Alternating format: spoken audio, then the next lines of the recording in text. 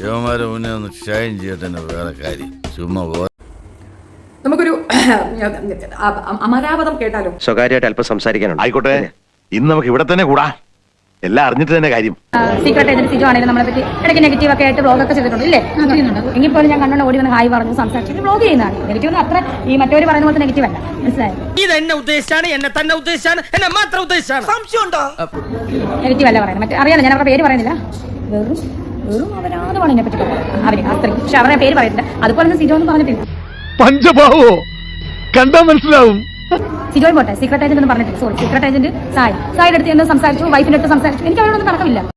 സായിക്കും secret ഏജന്റിനും സിജോയ്ക്കും ഒന്നും നീ കാണിക്കുന്നത് അമരാവതായിട്ട് തോന്നത്തില്ലടി. കാരണം അവരുടെ വീട്ടിലെ പെണ്ണുങ്ങൾ അങ്ങനെയൊക്കെ കാണിക്കുന്നുണ്ടാവും, അത് ഇഷ്ടപ്പെടുന്നുണ്ടാവും. ഷെബീനയുടെ വീട്ടിൽ അങ്ങനത്തെ പ്രശ്നങ്ങളൊന്നുമില്ല.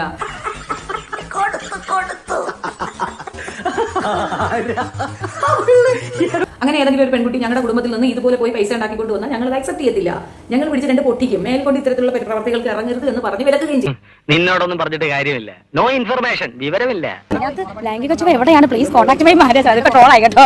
ഇതിനെക്കുറിച്ച് എന്ത് ലൈംഗിക ചുവയാണുള്ളത് നിങ്ങൾ എന്നെ പറയണം. എന്ത് ലൈംഗികതയാണുള്ളതെന്നാണ് ചോദിക്കുന്നത്. ഞാനൊരു ഫോട്ടോ പോസ്റ്റ് ചെയ്തിരുന്നു, അതായത് നീയോ അയാളുമായിട്ടുള്ള ചാറ്റിൽ.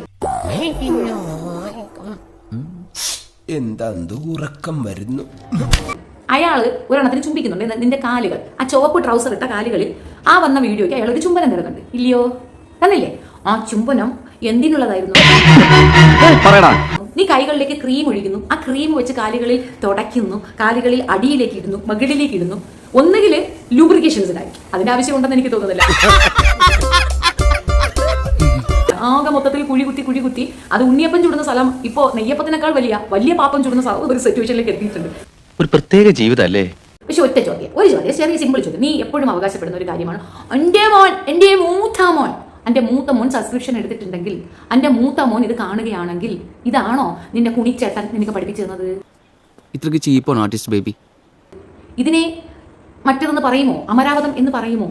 ഇങ്ങനെ കാണിച്ചതിനെ അമരാവതം എന്ന് പറയാമെങ്കിൽ, അല്ലെങ്കിൽ ആ അമരാവതം നിനക്ക് കാണിക്കാമെങ്കിൽ എനിക്ക് പറഞ്ഞൂടെ? ഇതിപ്പോൾ പറയണത് കേട്ടാത്തൊന്നും ഞാൻ മാത്രമാണ് ഇത് പറയണേ.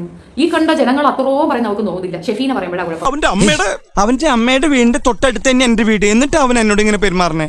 ഈ സാധനം നെറ്റിൽ കിടക്കും, കാലങ്ങളായി അവിടെ കിടക്കും, വർഷങ്ങളായി കിടക്കും. നിന്റെ മോനിപ്പോ ഇളയ കുട്ടിക്ക് എത്ര വയസ്സുണ്ട്? 18 വയസ്സ് തികയുന്ന അവൻ തീർച്ചയായിട്ടും ഇത്ര സൈറ്റുകളിൽ കയറി പോകും. നോക്കുമ്പോൾ ആദ്യം വരുന്നത് അമ്മച്ചിയുടേതാണെങ്കിൽ എങ്ങനെ ഉണ്ടാവും മോളെ? നല്ല സന്തോഷം തോന്നും അല്ലേ? ഇപ്പൊ മെഷീൻസ് ഒക്കെ അവൈലബിൾ ആണ് തരിപ്പുണ്ടെങ്കിൽ, അല്ലെങ്കിൽ വേറെ എന്തെല്ലാം മാർഗങ്ങളുണ്ട്. അതൊന്നും എനിക്കറിയാൻ മേല. നീ വളർത്തിക്കൊണ്ട് വരുന്ന നിന്റെ കുഞ്ഞ് തന്നെ സ്വയം അവസാനിപ്പിക്കും. കിച്ചു മാറിയത് കണ്ടോ?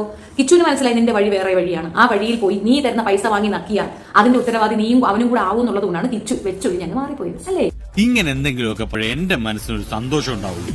ഞാൻ എന്റെ സന്തോഷം നോക്കിയാ പോരെ. ഞങ്ങൾ അങ്ങ് ഇറങ്ങട്ടെ. ആയിക്കോട്ടെ, സന്തോഷായി.